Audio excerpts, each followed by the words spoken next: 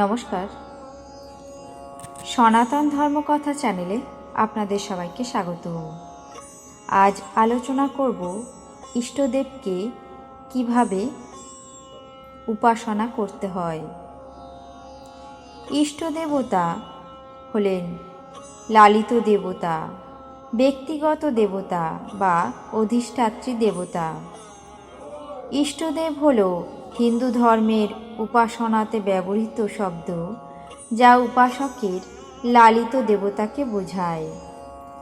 ইষ্টদেবতা স্মার্ত ও ভক্তি ঐতিহ্যে গুরুত্বপূর্ণ।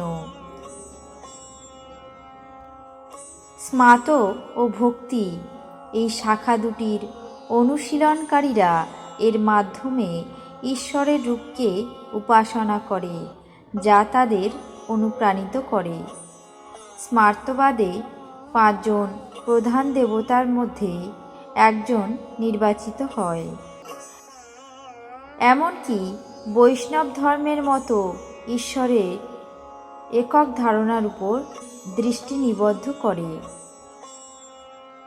বৈষ্ণব ধর্মে ভগবান বিষ্ণুর বিশেষ রূপ বা তার অবতার কৃষ্ণ বা রাম, একইভাবে শাক্ত ধর্মের মধ্যে দেবীর বিশেষ রূপ যেমন মহামায়া, লক্ষ্মী, কালী, এদের প্রতি মনোযোগ দেওয়া হয়। উল্লেখযোগ্যভাবে মনে করেন যে বিষ্ণু এবং শিব একই ঈশ্বরের বিভিন্ন দিক। পঞ্চায়তন পূজা হল পঞ্চদেবতার পূজা, যারা হলেন গণেশ, বিষ্ণু, শিব, শক্তি এবং সূর্যকে উপাসনা করা। এটি প্রাথমিকভাবে 5টি প্রধান সম্প্রদায়ের অর্থাৎ গাণপত্য, শৈব, বৈষ্ণব, শাক্ত এবং সৌরীয় প্রধান দেবতাদের সমান মর্যাদায় একত্রিত করার জন্য শঙ্করাচার্য দ্বারা প্রতিষ্ঠিত হয়েছিল।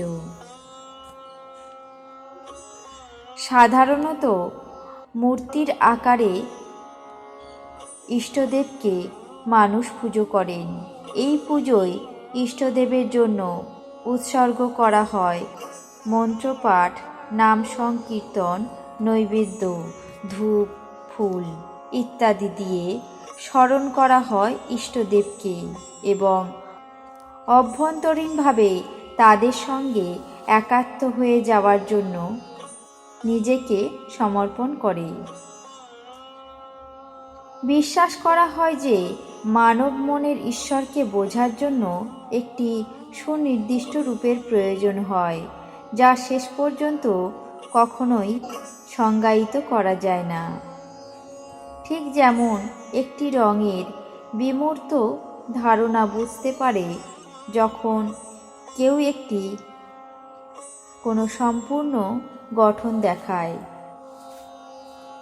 কেউ কেবল একটি অংশের মাধ্যমে দেবতাকে উপাসনা করতে পারেন না বা ইষ্ট দেবতাকে উপাসনা করতে পারেন না।